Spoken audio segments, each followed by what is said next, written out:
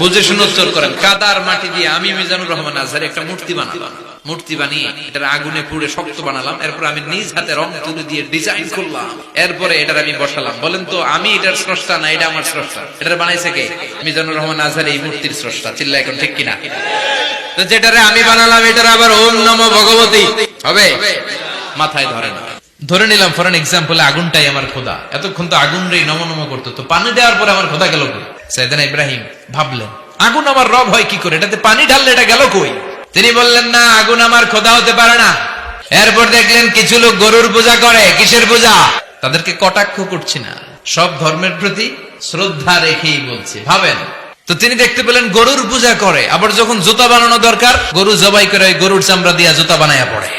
তো এইটারে খোদা মানে কি করে? খোদার গায়ের চামড়া দিয়ে জুতা, কত বড় বেয়াদব। পরে তিনি এই সিদ্ধান্তে আসলেন যে একজন মহা ব্যবস্থাপক আছে, একজন মহা নিয়ন্ত্রক আছে, যার ইশারায়, যার ইঙ্গিতে, যার অর্ডারে গোটা বিশ্বটা এক নিয়মে চলে। চিল্লা এখন ঠিক কিনা? আল্লাহর দেখে নাই কিন্তু পেয়ে গেছে সব। সুবহানাল্লাহ পড়ে।